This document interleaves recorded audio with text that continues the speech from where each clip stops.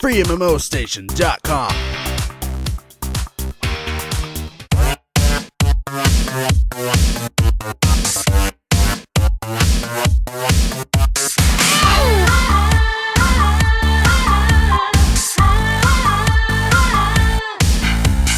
Hey guys, follow along, we got a good time for you. While we keep hearing that Japan is in very good shape as far as the retail market is concerned, it's pretty obvious that Asia is beginning to make a name for itself with the free-to-play MMORPG development, and especially South Korea. Some of the most exciting games are in the works for Korea, and it's just, there's so much to choose from, so much quality on display that the West is going to have a hard time fighting for players' attention.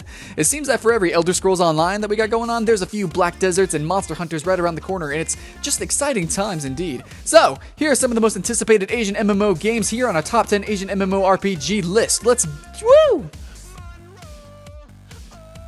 Number 10.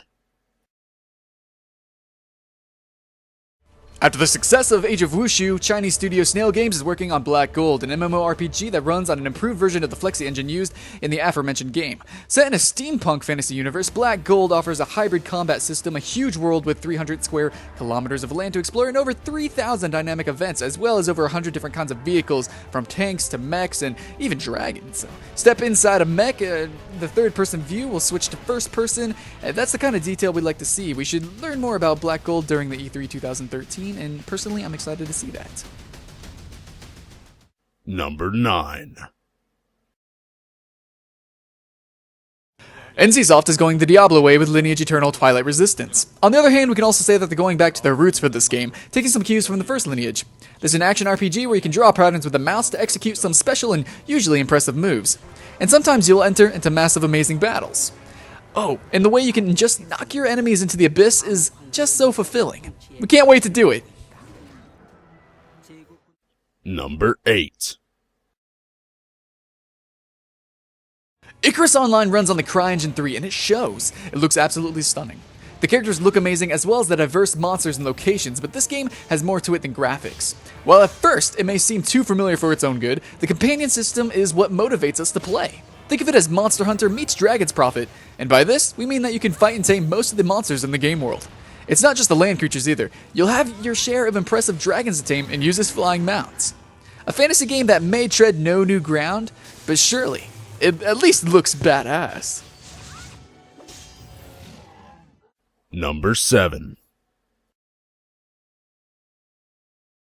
While Japanese players are already enjoying this new online chapter in the famous franchise, Sega's still taking its time to launch its promised North American and European versions of Phantasy Star Online 2. What can we expect of this game? Fast-paced and hopefully fun combat, the ability to change between classes at any time, melee ranged and magic, and randomly generated maps. Our biggest worry is that the randomization may be a little bit repetitive, but let's wait and see. Number 6. This one is still a bit of a mystery and, quite frankly, a mess. While many players would think this is a sequel to the relaxing MABINOGI fantasy life, this is in fact a spin-off that seems to have more in common with the action combat focus of Vindictus, known as MABINOGI Heroes in Asia. Anyway, it seems that the arena is in the title because every player will be able to be a spectator in this game. The funny thing is that the spectator will be able to interact with the players and vice versa, offering potions and some rewards and even hop into the PvP game. This is a nice feature that will certainly add a lot of chaos to the battles. Number 5. Bless is in development since 2009 by a team of 150 at NowWiz, and while the studio is more versed in first-person shooters such as Crossfire and Alliance of Valiant Arms, this is one of the most exciting MMORPGs we've seen so far. It's set in a European medieval fantasy theme and running on the Unreal Engine 3. Bless looks beautiful, realistic, and supposedly features a rich game world. Each of the 10 races should have a personal story, and there seems to be no shortage of things to do, from PvP to realm versus realm, raids, and more. And there's medieval Thundercats, so we are freaking sold. Number 4. Trion Worlds made a bunch of new fans by snagging the rights to ArcheAge, one of the most exciting games in the works in Korea. The sandbox MMORPG is getting some attention in the localization aspect as well, including character creation options for Western players. And no, we don't mean boob sliders. With 10 different ability trees and 120 classes, there's scope for many different playstyles, and it's not the fact that the game looks stunning that's going to bother us. Although the chances of being free to play in the West seem slim, we're going to keep our fingers crossed. Number 3. Blade & Soul is one of the biggest games in South Korea right now, and NCSoft is working on the North American and Europe releases. It's a martial arts MMORPG with plenty of craziness to go along. Blade & Soul includes wall running and special moves, pretty much like you're watching an action flick such as House of Flying Daggers or Crouching Tiger, Hidden Dragon. With a beautiful world to explore, a nice character and boss design, and some cool cutscenes, Blade & Soul is an MMORPG absolutely worth playing. Number 2. Monster Hunter Online is the second full-fledged multiplayer online game by the popular Capcom franchise and is in development by the Chinese studio Tencent using the CryEngine 3.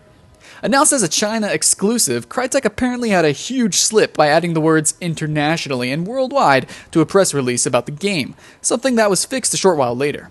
Damn you for giving us hope, Crytek.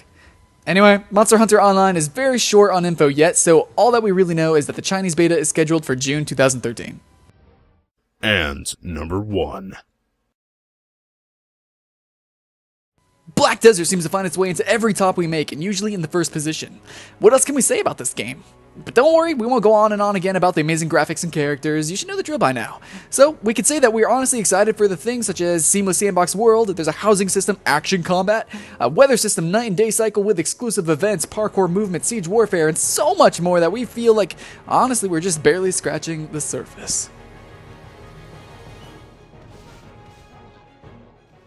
Well, that's it for now. We had to leave some games out, such as Cabal 2 Online, since we couldn't add them all on the top. Please leave your suggestions in the comments. Let us know if you're as excited as we are about these upcoming games, and that's free to play or not.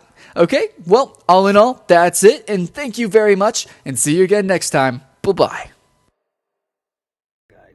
Hawken is getting its own live-action web series from Warner Premiere, the makers of Mortal Kombat Legacy. Hawken is a free-to-play mech combat game whose beta is scheduled for December 12th, but the hype surrounding the game is massive, with over 300,000 players already signed on for the closed beta. Besides the web series,